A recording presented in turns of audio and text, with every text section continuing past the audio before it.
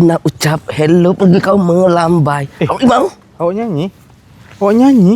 Awak nyanyi? Astaghfirullahaladzim. Berani awak nyanyi? Daripada awak menyanyi macam itu, lebih baik mulut itu digunakan untuk berzikir, selawat kepada Rasulullah SAW.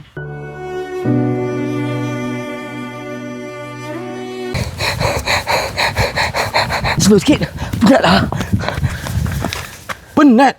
Awak cakap penat. Astaghfirullahaladzim, astaghfirullahaladzim. Istighfar. Kamu tahu tak, dulu Rasulullah SAW pergi berperang dengan sahabat, berjalan. Cuma kita main game. Main game? Awak kata main game? Astaghfirullahaladzim, astaghfirullahaladzim, astaghfirullahaladzim. Awak tahu tak, dunia sekarang ni dah hampir kiamat. Dunia dah tenat, dah hampir kiamat dah.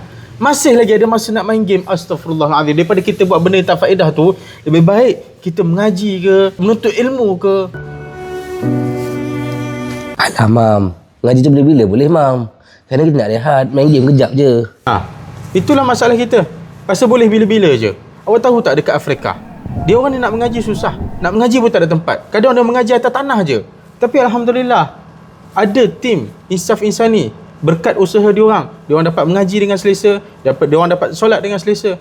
Kita ni sepatut bersyukur. Oh, iya ke? Apa nama? Insaf-Insaf ni?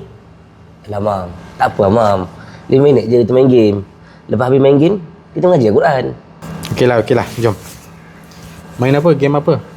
Game ular tu kan? Ya Allah. Tak. Oh, CL. CL. Lagi teruk. ML.